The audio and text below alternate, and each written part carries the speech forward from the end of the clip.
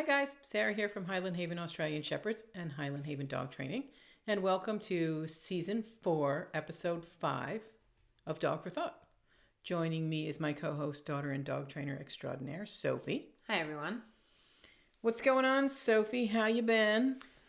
Nothing much. Penny's going home tomorrow, which it kind of flew by.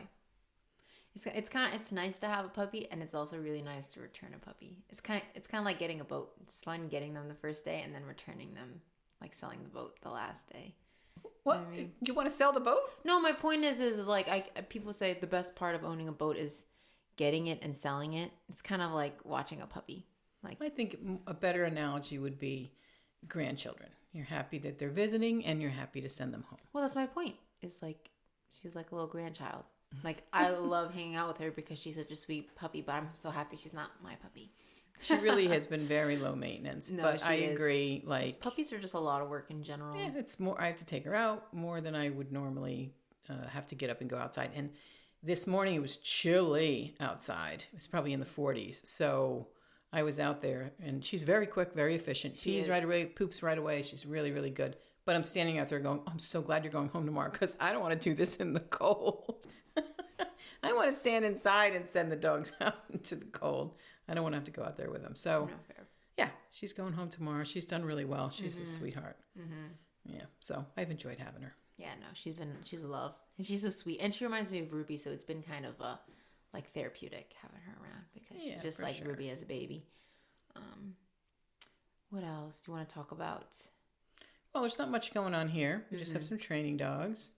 We have some boarding dogs, so that's kind of boring. But you have a friend. Well, Maya's friend has an older Shiba that you've sort of been helping her out with. You want to talk about him? Yeah, so Oscar is a 10-year-old Shiba, and kind of like quick story is essentially this is their family, so Tatiana's family's dog, and they've had him for 10 years, and pretty much the way that she describes it is they just had no time for him. They have a bunch of little kids, like all under the age of 7, and so... These are Tatiana's siblings, yeah, these are her siblings, not her children.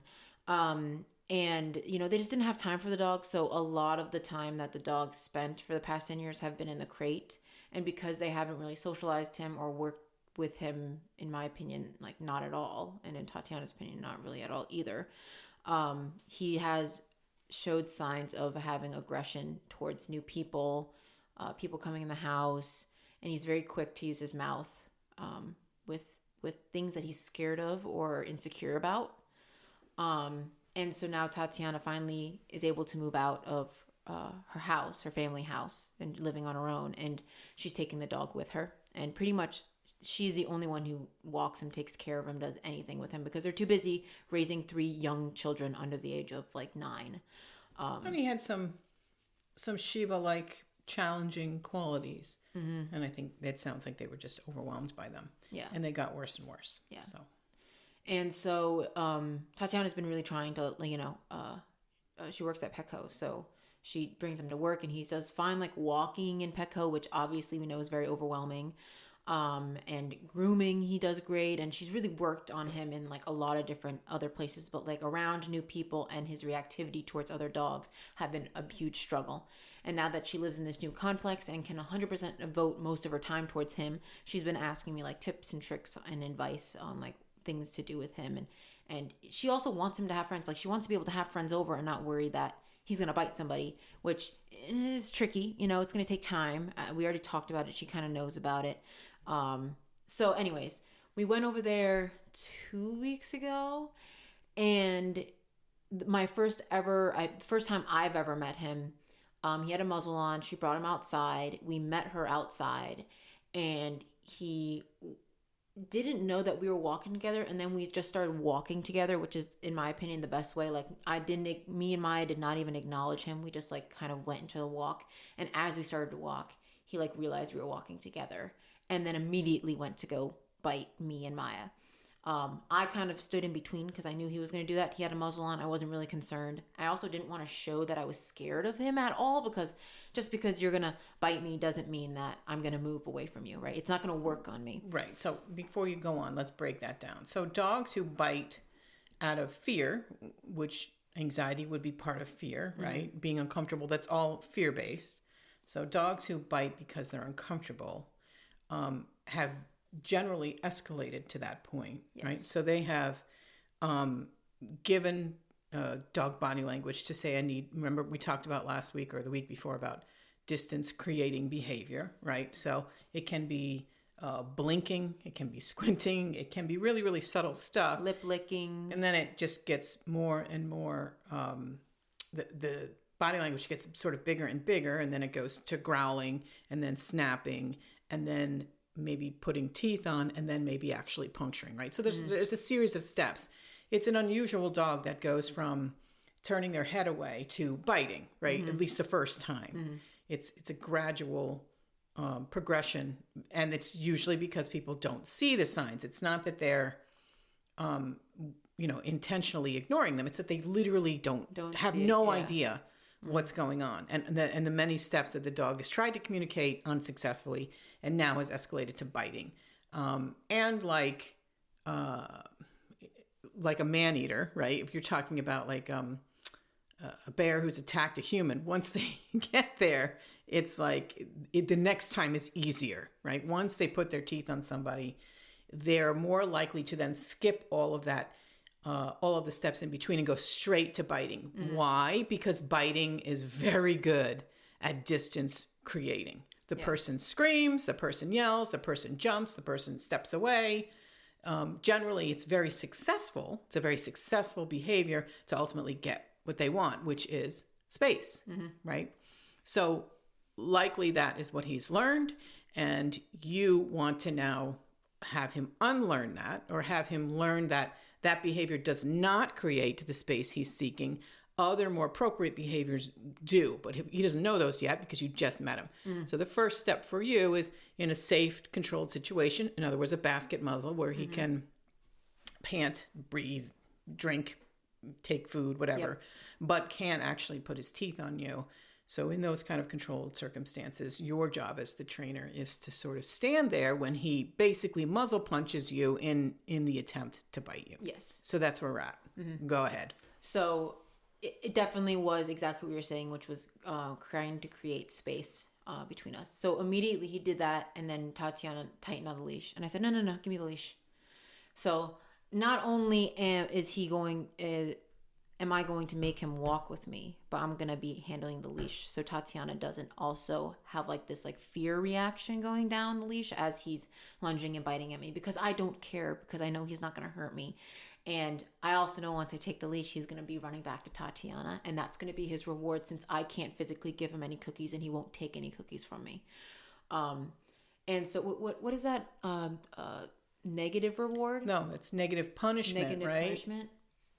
Taking him away from the thing that he wants. Negative rewards would be allowing him to then go back to leave the Tatiana. thing that he doesn't like and go towards the thing he does like. So that's essentially what I was trying to execute was, if you're going to bite me, then I'm going to take the leash and I'm going to walk and you're you. making his owner the reward, reward, the yes. negative reward. Sounds weird the way psychology phrases it, but the negative reward, the negative reinforcement. Because since I can't go in there and give him like he wouldn't take treats from me without trying to go after my hand. He wouldn't let me make eye contact without going after me. So everything I was doing, he was taking it as a threat and trying to flee. So the only way I felt like I could give him a reward is by It's pressure and release. Yeah. So it's kind of like a horse. And it's not kind of like a horse. It's exactly like a horse. Yeah. So that's kind of how I was handling it. And then also just not taking offense to him, like biting me multiple times, or, muzzle punching me multiple times.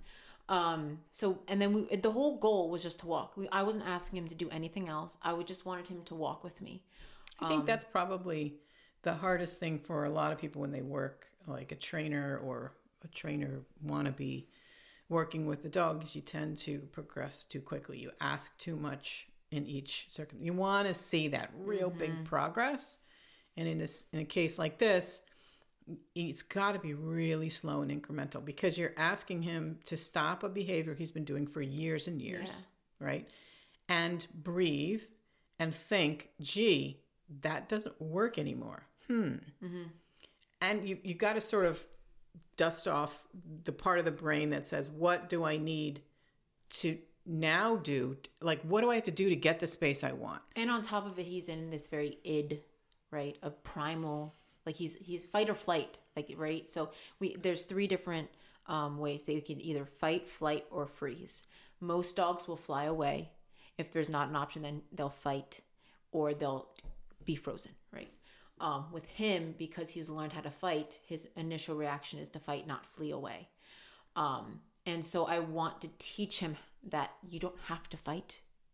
You can flee away, which was part of how I was trying to coax him and reward him, was, if you don't bite me, here's your owner, right? Like, you can go back to her and she'll pet you and give you cookies.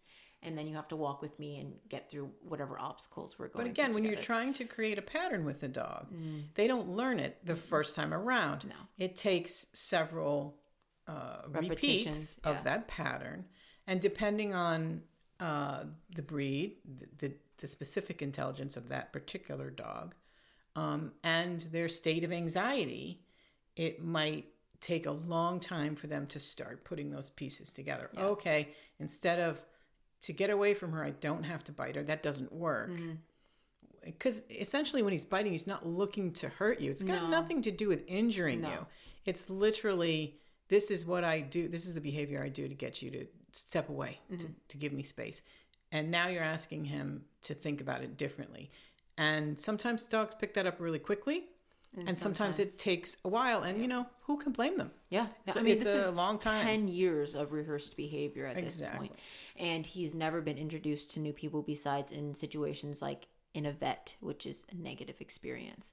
So me coming in and taking the leash and making him walk with me and kind of doing I knew there wasn't going to be progress very fast. More or less what I was trying to do is show Tatiana how much of a relationship she has with him and how she can use that relationship to do new things with him. So I gave her a series of homework of like he doesn't, like, you could tell there was like a playground there, and he doesn't like doing anything new, anything that is slightly different from his life. He has a really hard time doing it. So for instance, there's a swing set. He did not want to go underneath that swing set at all. Like, he was terrified to go underneath the swing set. So I would just use cues and luring, and I would lure him through it. And then as soon as we'd get through it, I'd let him run to Tatiana, and Tatiana would give him pets and kisses and cookies and stuff. And that was his reward. Over time, then he had no problem going underneath the swing set. So people are in the audience thinking, well, what's the point? Why does he need to go under the swing set?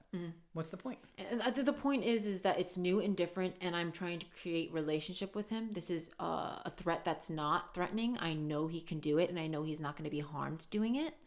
And it's also building confidence of, like, if I take you through something, I'm going to make sure nothing's going to happen to you. And the more repetition I can do that with him, the more he'll realize, oh, this person's not going to put me in harm's way. It's not going to make me feel like I need to run, like, it's going to give me space to process and understand and give me time to relax and kind of collect my bearings.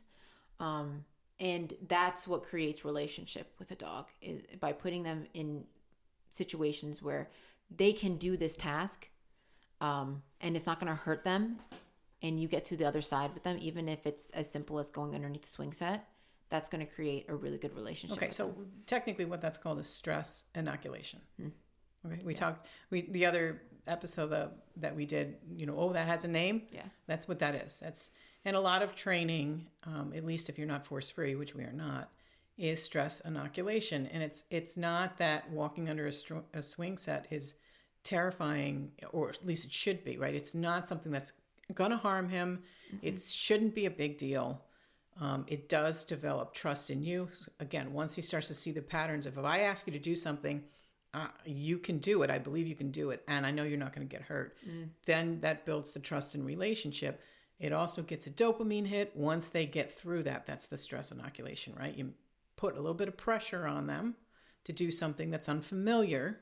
And if they can push through it, they get this big burst of dopamine on the other end. And we've all experienced that, right? If we do something really scary, and, like a roller coaster is a perfect example of basically stress inoculation, right? You go on a roller coaster and you get it's terrifying, but at the end you have this giant, dose of dopamine. It's from overcoming your fear or the fear of the scary thing that ultimately was not going to harm you. No. Right. Yeah. So that's why you would do that. It just so happened that he didn't want to go into this particular. Yeah. It could literally be anything in the environment. It could be so like, you just use that in order to work on that. And also, I was trying to give her examples because he's older. Like, he can't be jumping on and off things. And I was like, there are plenty of things out here that I can tell that he's scared of. And you can just walk around something and you don't have to worry about him jumping or doing some crazy agility thing that you can get him to do. You don't have to do that with him. He is scared of everything. Right. So lots to choose from. Just pick one thing and just work on him walking underneath the swing set. And my guess is and again, we've got to remember when we're doing things like this, it needs to be one thing. Yes. It can't be we're on the playground doing all these scary things for 15 minutes. That's cruel. Yeah. That's when stress inoculation turns into cruelty. Flooding, right? Flooding, yes. So flooding is where you take a dog that's terrified and you flood them with all these really, for them, very scary things until they literally break. So like that is actually the opposite. So that's when people say like, I broke a horse, you flood them to the point where you break where them. They give up. And they give up and they just listen to whatever thing you do, even if their life's in danger. The difference between that and what we were talking about is if you are learning, like if you are breaking a horse, and correct me if I'm wrong because you're a horse person, I'm not, when you're like testing them with a saddle, like trying to put a saddle on them, usually you start with like a mat. Right. And then they're going to buck and be crazy and you walk them around the little circle until they're used to having the mat. And then you take the mat off and that's the reward. Right. Right. And then you add it back on and you do it again. But you wouldn't do that in the same session, right? Yes. You would increase, and this is where people get impatient. Yeah. That this is when people throw a saddle on a horse and figure, well, I'll just forego all of those intermediate steps, put the saddle on and get on and just ride it until it collapses of exhaustion or gives up, right? And that is a method. It's a method, unfortunately, that's still used quite frequently, but lazy. And you lose your trust with the animal. Yeah, what are you building there? You're not really building anything. You're really tearing something down. Well, and that's why it's called breaking a horse, because you're breaking him. And that's not how we train. And, I think there is a healthy dose of putting them in stressful situations and then coming out the other side and being like, good job. You did such a good job. So literally the entire session, the first time I saw Oscar, was me walking him. And then we went under the swing set. And then we went back to our house and sat on the floor with him. And I just threw cookies at him. It was maybe 30-minute session. And he was exhausted because that's a lot. But I wanted to give her homework to work on him in many different aspects. So if she wants to take a walk with him, just go under the swing set a couple times. And that's the end of the walk. Done. I would guess if you took him out today and walked him on a swing set, he would either go under it without a problem or he would resist mildly the first time and then go under it the second time. And it's now no longer an issue. Yeah. Which is basically what those types of things are, because they're not, there's really no reason for that to be terrifying. He hasn't been beaten by a swing. No. Right? There's no emotional connection there. It's just something new. Yeah. So then we ended up going after the walk, which was like 15 minutes and a lot of talking and just having him really just chill out. Like, I think that people also forget when we're walking dogs, we don't always have to be moving as well. So it was a lot of just like talking in a field with him sitting next to Tatiana and me being like, he trusts you. You see how he's looking for you for guidance, and more of like cueing her into the little social skills that he has turned off because he immediately goes to biting, and being like, look, now reward him. Look, he's making eye contact with you. Give him a cookie. Just kind of showing her the little things that maybe she hasn't seen before. And because it's easier to get overwhelmed with a dog like that and only see the negative. Yeah. Where somebody like you or I or other good trainer walk in and they go, oh, I see 5 different things. He's reaching out to you. Yeah, that you're just not well, seeing. But you're not seeing. Along with the 20 things he did wrong. Yeah. Right? Yeah. Like, it's not all lost. Yeah. I do see some glimmers of hope here. They're just not being marked and enhanced. So I kind of gave her different ways to mark and enhance, and also like being aware of when he is sitting and looking at her. Like I think people forget when you're saying no the entire time that you also have to say yes. Right. And these are all really scary things, and I just put him through more than I would have comfortably put him through, just because we were on a time crunch, and I also didn't want to like not do enough for her in the short period of time I had. And so anyway, so that happened. We ended up going in the house. I knew it was going to be different inside. Dogs are much different inside than they are outside. It's obviously, it's a spatial thing. Like when you come outside, it's open and free, and when you go inside, it's much more enclosed, and yeah. That's how they feel. So I knew once we went inside, he was going to try to bite me multiple times again. And I just ignored him, and we just sat on the floor. He had his basket muzzle on. He was dragging his leash, and he came up and tried to bite me multiple times. And then I just threw a cookie away. Like, you don't have to do that. You can go over there. So it was a lot of more like me kind of being, bitch, I don't need to make space. Yeah. You make the space. Exactly. Right. Like you don't have to come near me. We work on a lot with Journey. I remind Journey a lot of that when people come over and she does all this hysterical barking. I'm like, girl, no one's interested in you. If you want space, stop yelling at that person to give you space. Go make it yourself, right? And so we encourage her to go across the room and lay down, right? And then we instruct our guests to just not go near her. Yeah. And she's learned over time. I mean, she still loses her mind once in a while, but with a reminder like, girl, you're not on a leash. Go make your own space. Go over there. Yeah. And so that's kind of what I was also teaching her is like when you do have people over and you want him out for whatever reason, having a leash on him where he is invading somebody else's space and then asking for space, he's allowed to make space. He doesn't know how to make space because he's never been taught how to make space. So also giving her tools like that. And I also wanted to gain his trust because I did kind of put him through a little whirlwind in the beginning. I wanted him to know that like, I'm not a threat. I'm not trying to do too much to you. You hear cookies. So I'm a cookie. If you need me to be the cookie monster, I have no problem being cookie monster for you. And I would just throw him treats, and he had the muzzle on and was trying to figure out how to get the treats. And I also wanted him to start using his nose because I think people also forget that dogs' brains, pretty much most of their brain is dedicated to their nose. Right. So olfactory system. If the dog shuts down, they forget to use their nose. They're too hyperfixated on their eyes, and their eyes deceive them. And this person's right on top of me, when in reality, go smell that cookie over there.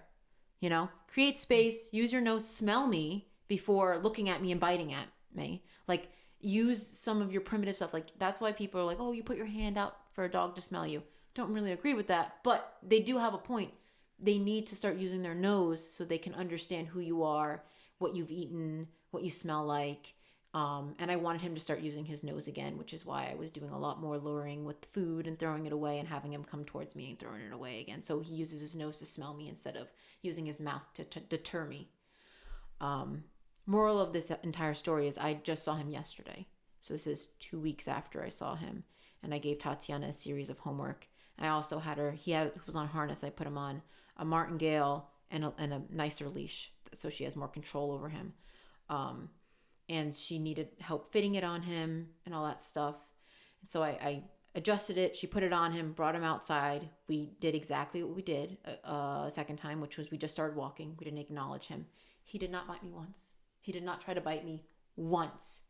And I don't really expect that from a brand new dog that I've just met. That is like that you say, rehearsed these terrible behaviors for 8 or 10 years. Yeah. I was expecting him to bite me the first 5, 6, 7 times I saw him. He did not bite me once, which tells me that he doesn't want to do this. This is not a fun behavior that he wants to do. He's not looking to hurt you. He's not aggressive. He's scared. And also he's smart. This also tells me that he's intelligent to realize, oh, you're that weird lady who took the leash from me. Likely he smelled you. Right? Because that was part of me getting him to smell me. And I didn't take the leash from her because he was doing great. And every time he started giving me little signs of just like, he would give me like a side eye or a whale eye when I was walking too close. I would just stop walking and he would turn around and keep walking. So it's also like bringing back those behaviors that he wasn't doing before of like, tell me and I'll listen to you. And I think dogs who have never had a human understand them, when they start making connections of like, this person's actually listened to cues that I'm giving, it's like, oh my God, like the cobwebs start getting their brain starts opening up again. So it actually makes me a little verklempt. Do you know what verklempt means? Emotional, open, like it's a Yiddish word. I'm sure Mara knows what it means. It basically means choked up. Oh, it's a Yiddish word for choked up. Yeah, it gets me choked up when I see a dog who hasn't been listened to. And again, it's not usually because people don't want to or don't care. It's that they just didn't realize. Yeah. And when you do start listening to them, like the corgi we have in training right now, who was doing all that resource guarding, when you start to listen to them and they see it, it is such a flood of gratitude in this dog, and they bond to you instantly. Yes. They feel safe with you. Yes. And it's just a really rewarding feeling. Yeah. As a trainer. Yeah. So that's what happened, and he did amazing. And then he went to go greet Maya, which he does see her frequently.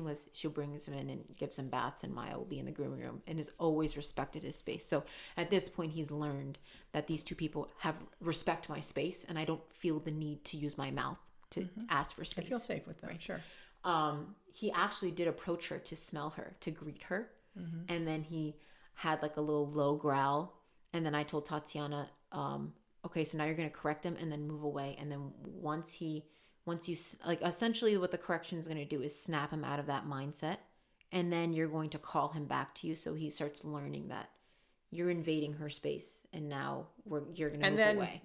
Being rude about it. Yeah. No, right. We don't do that. Remember, when you want space, we come this way. We come away, right? And I want also Tatiana to learn how to do that, since that's his leader.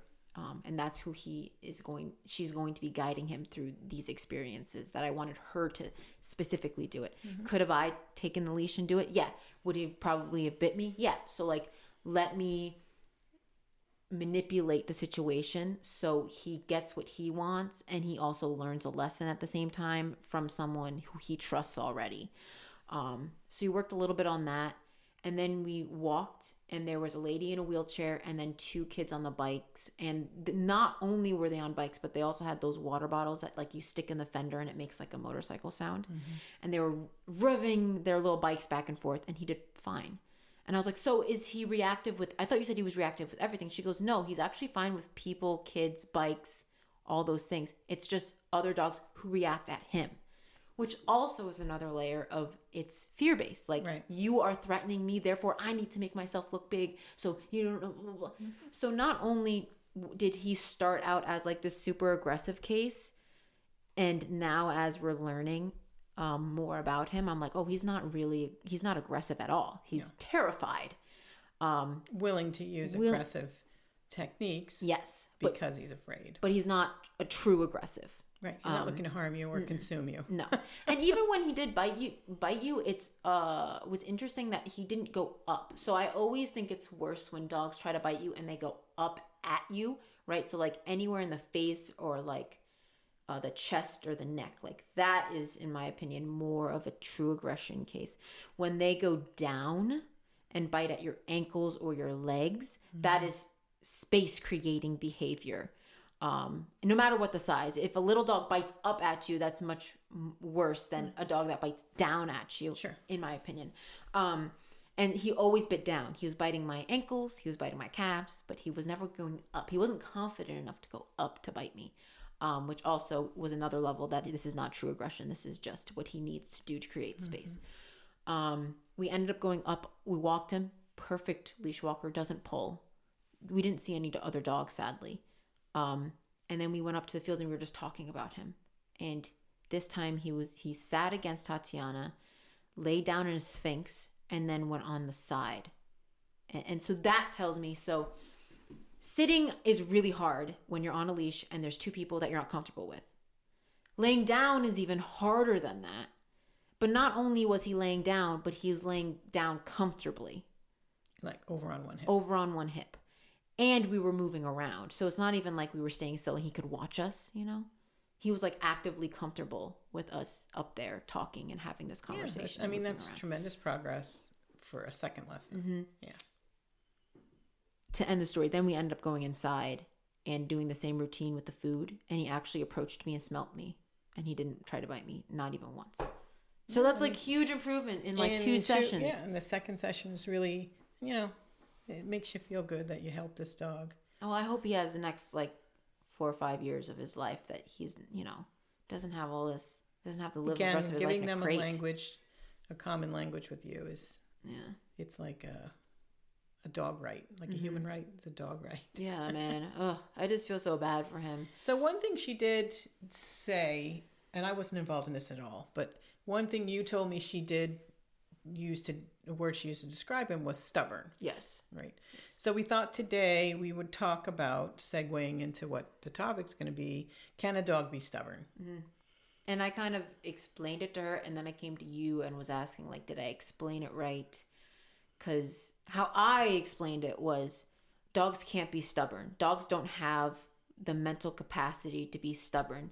He is giving you stubborn qualities because he's being reinforced for these stubborn qualities, and it's incompatible with your life, but he's not stubborn. He's a Shiba, and Shibas are aloof. All right. So let's start with a formal definition of stubborn. Having dogged determination, no pun intended, determination not to change one's attitude or position on something, especially in spite of good arguments or reasons to do so. So just that definition really kind of shows that it is higher thinking, right? That dogs don't have. This is a conscious decision to not change your position on something, right? Either you're thinking about like, nope, not doing it, or it's unconscious and you just dig your heels in. We all know people who are stubborn, who see that the way they're doing things is not working for them and they refuse to change. And sometimes they'll literally voice it that way. I'm not changing, or I'm not going to listen to another argument. On the other side, this is, that to me is stubborn. A dog can't, in my opinion, be stubborn because they literally don't think, I am not going to change. That's not what's going on.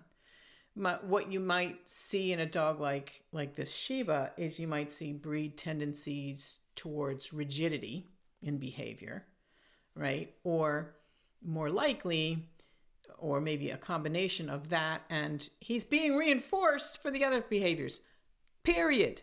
So if you see a dog and you decide that it's being stubborn about changing a behavior, it's time to break that behavior down and figure out how they're being reinforced for continuing it.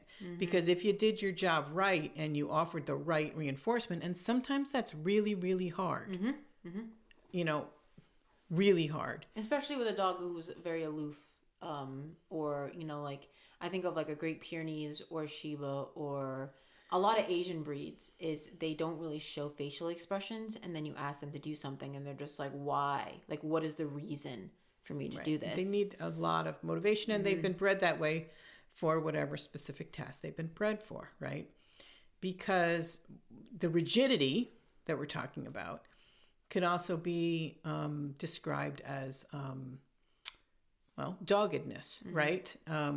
Focus on a task to the detriment of other things. So, if you're talking about a behavior like a Great Pyrenees, their behavior is to run the fence line and look for predators and run those predators down until they get them and kill them.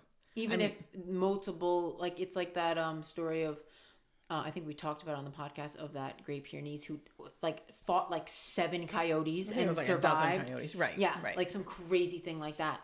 But that's because we've bred them to have the drive to keep going. And right. So that dogged determination that we're talking about is hardwired in some ways, right? So if you want to change something that's super hardwired like that, you're better off managing it, right? Because it's so hardwired, you're not going to be able to change. The behavior itself is so self-rewarding.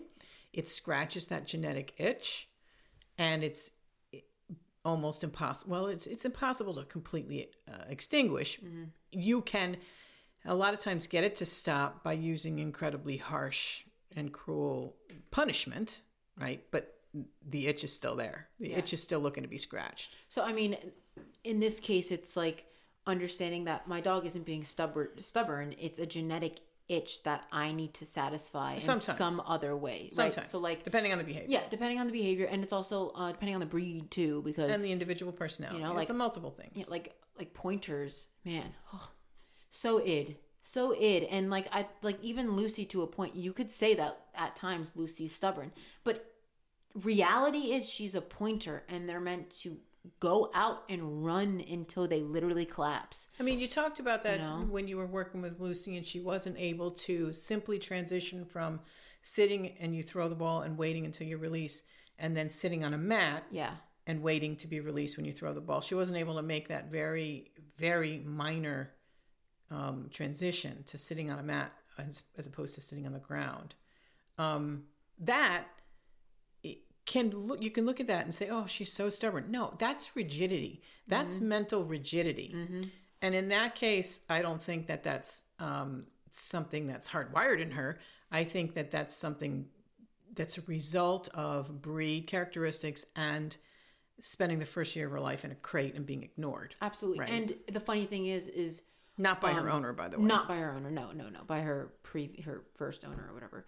But the interesting thing is then when we did play the last time she was here, I know we had a whole talk about Lucy, is she did significantly better.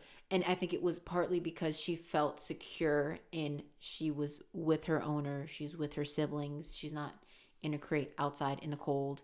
So she felt secure with her baseline of, people. Right. She wasn't in survival mode. Exactly. And so sometimes also, I think the idea of stubbornness, especially with like rescue dogs and stuff, they can look like they're stubborn when in reality they're just trying to fight for their lives. Right. And this is what saved them. So why would I change that behavior if this is what saved me all these years? I mean, if you're talking about survival mode, let's talk about it in relation to people. Okay. So 100 years ago, people by and large were not going to therapy for angst. Right. No. Yeah. That's not to say that depression didn't exist. And therapy didn't exist, because it did exist, but it wasn't mainstream like it is now, right? And sometimes you look at the evolution, so to speak, of people and you think, we're more in our heads than ever. We're like more unhappy than ever. We weren't unhappy like this in 1920. Well, that's because we were just people were literally in survival mode. Yep.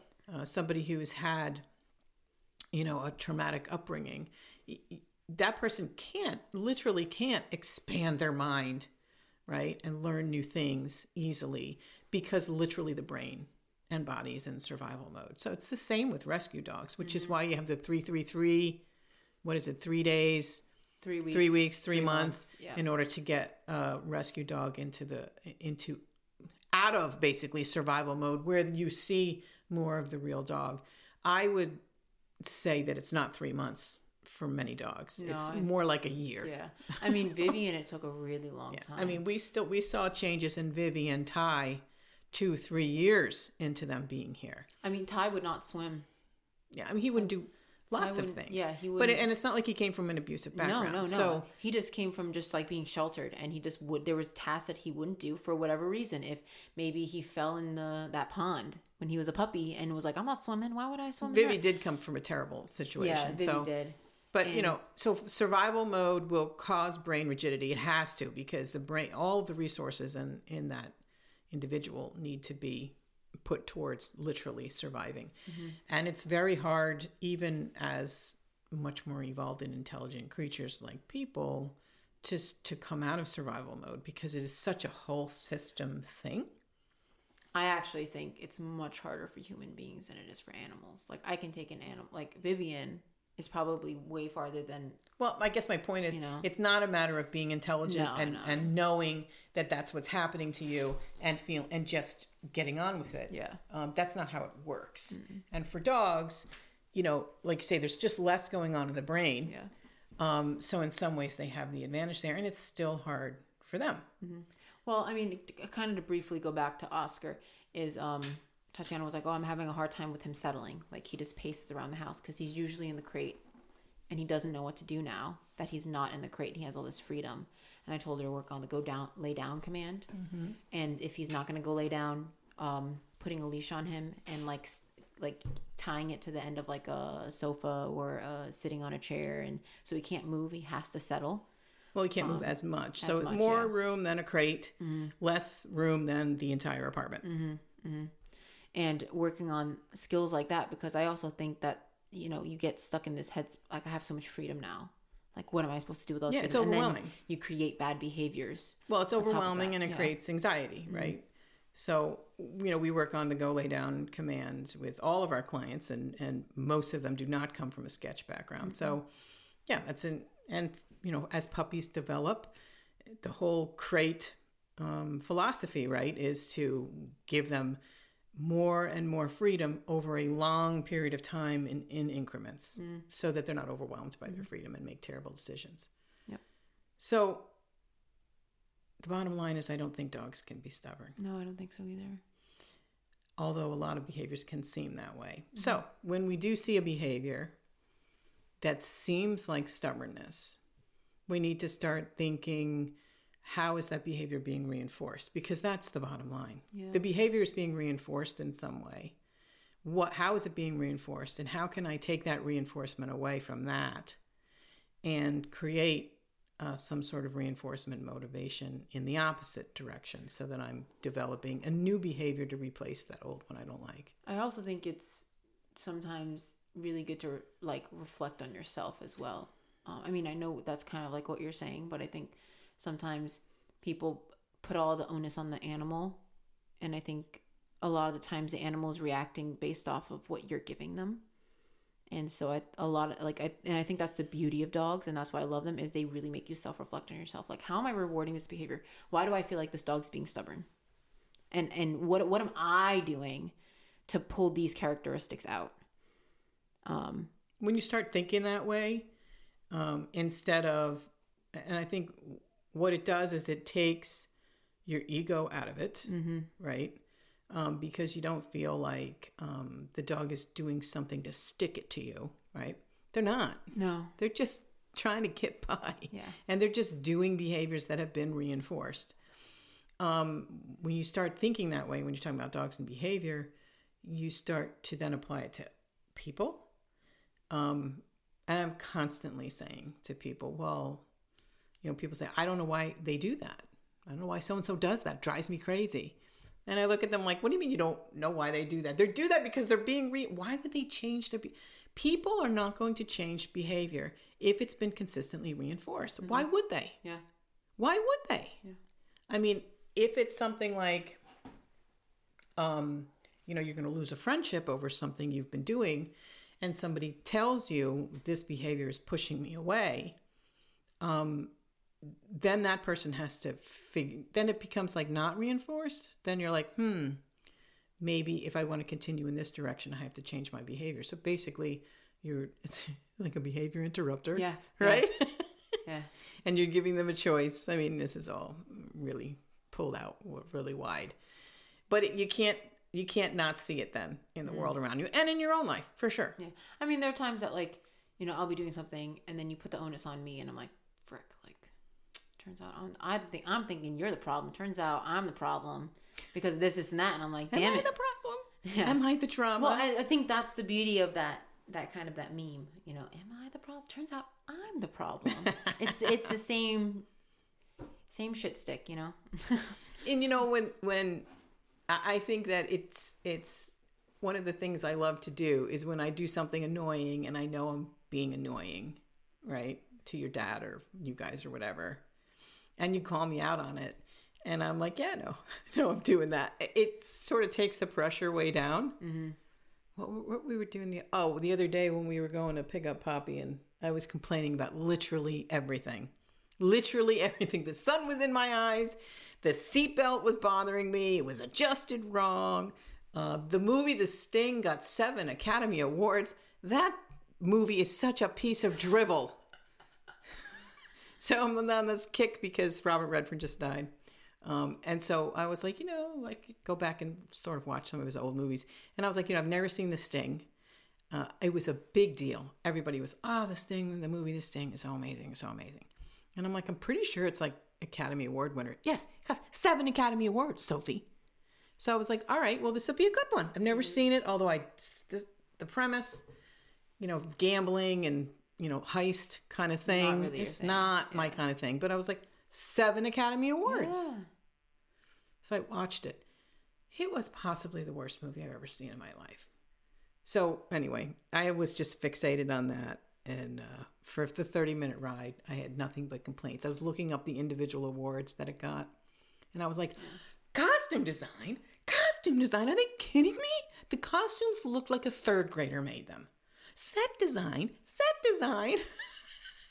Well, and then Jacob and Dad were like in the car, like, what is your problem?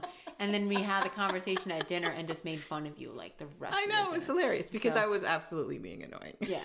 Yeah. So. Anyway, I don't know how I got on that tangent. But yeah, you see it all around you. You see, when you start to see that, people won't change if they're not being reinforced.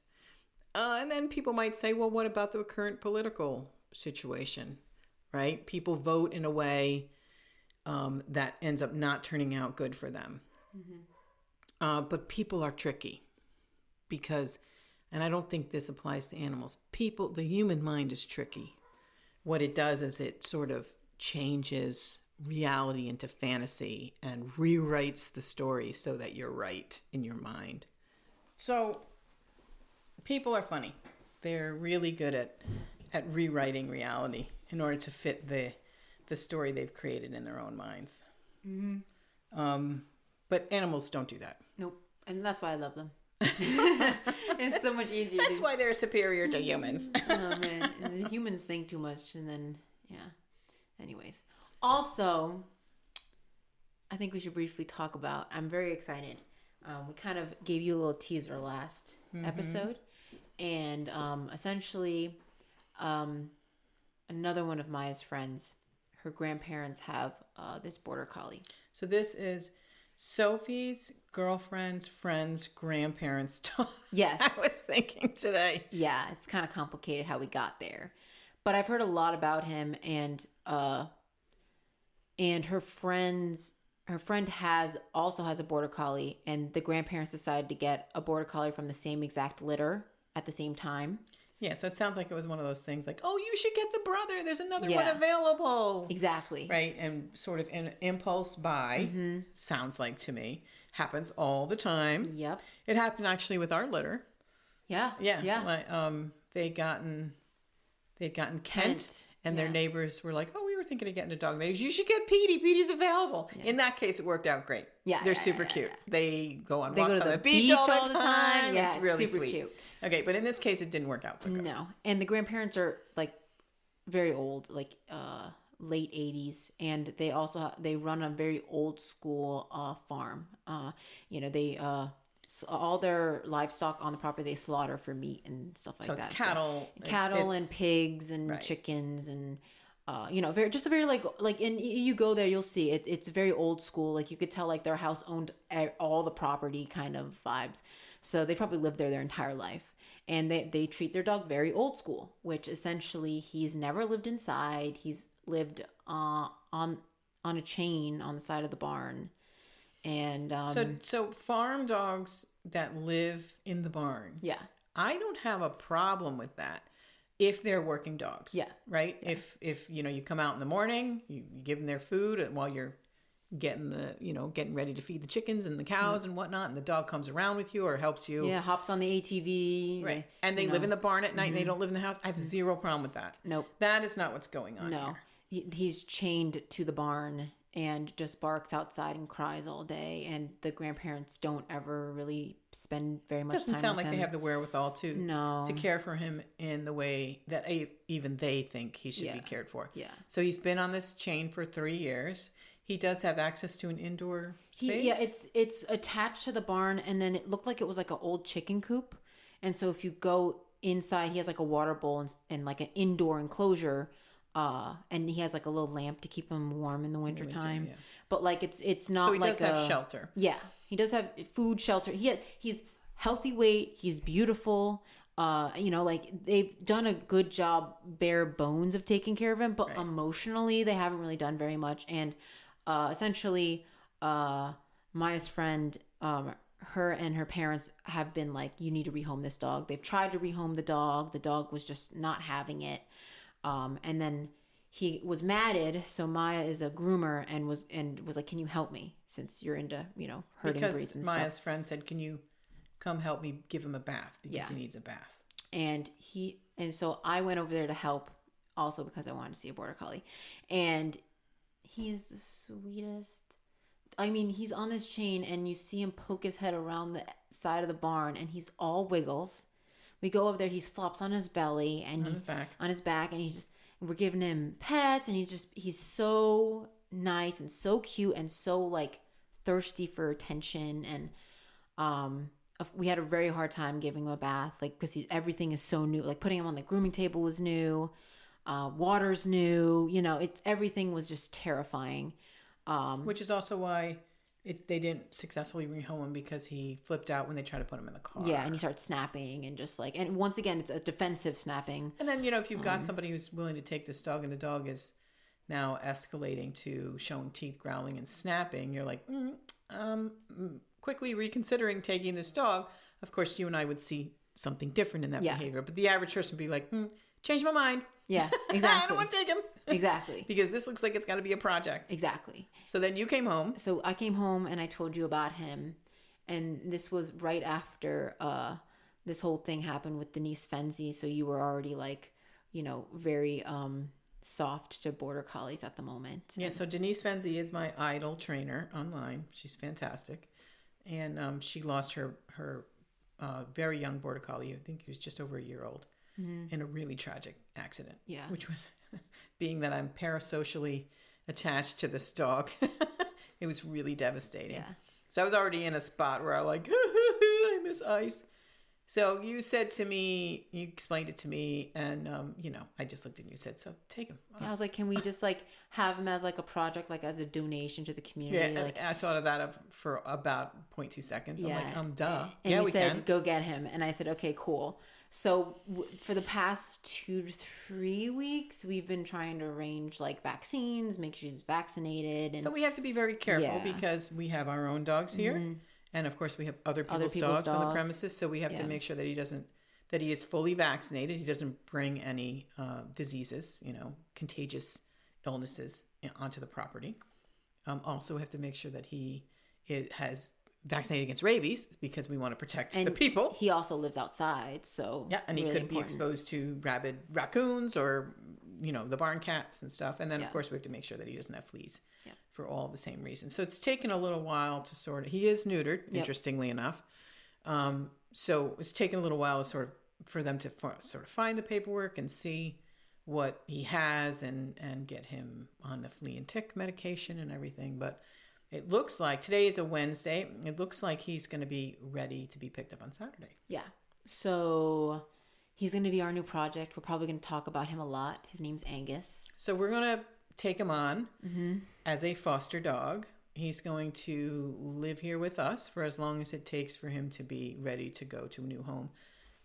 I would guess that's going to be somewhere 2 to 3 months.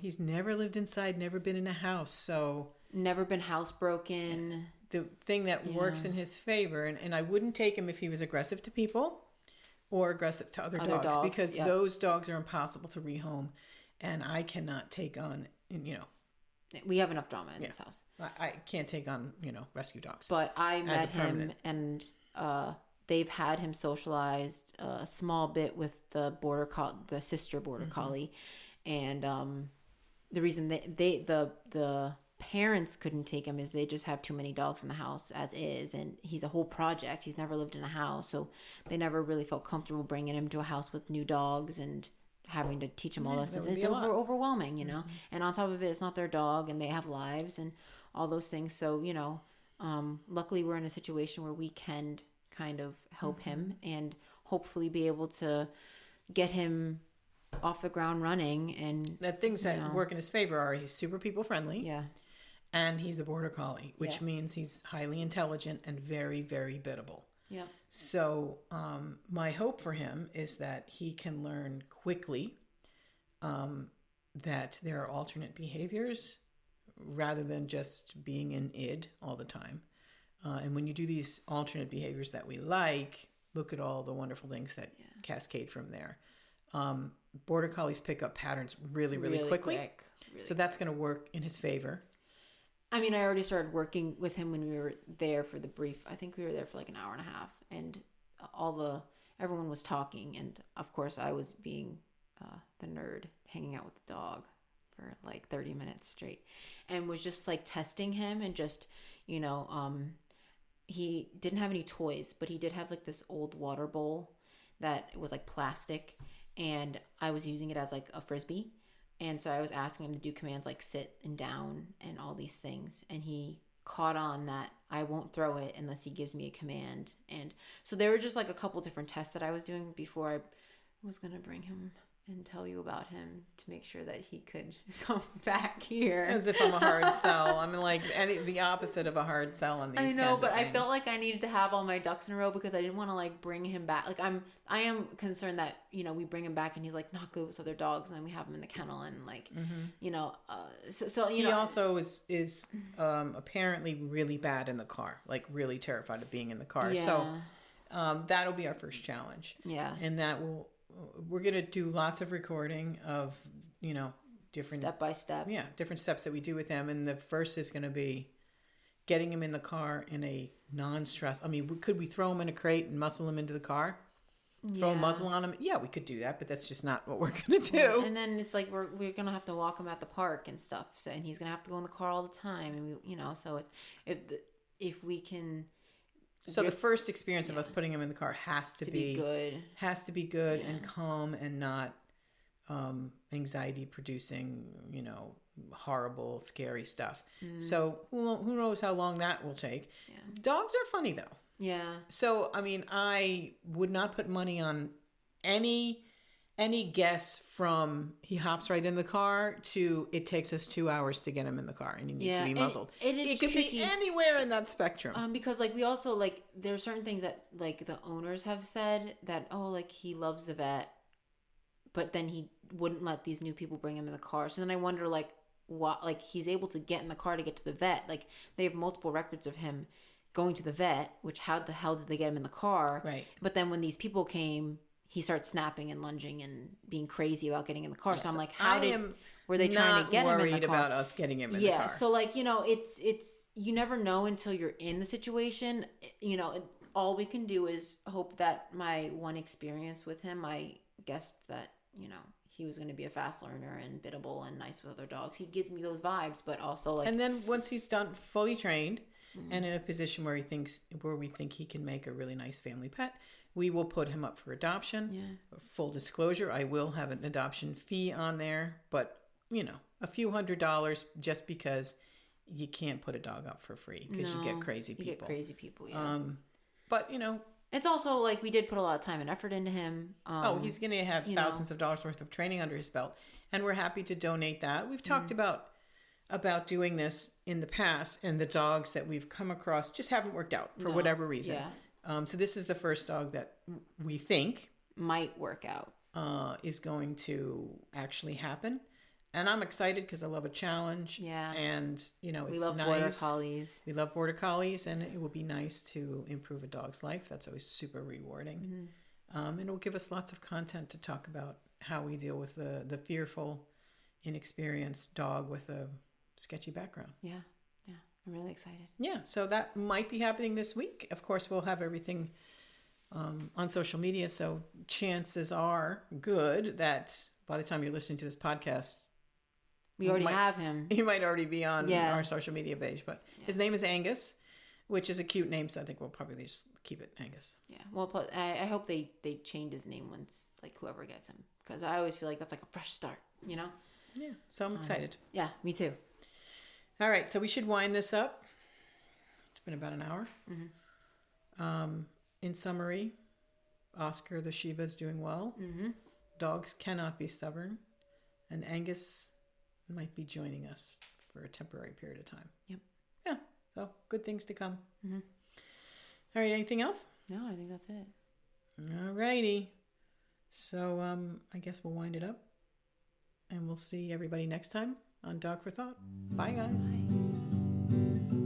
Dog for Thought is written and hosted by me, Sarah Brown, co-hosted by Sophie Brown, produced, edited, and original music by Jacob Brown. Don't forget to like and subscribe.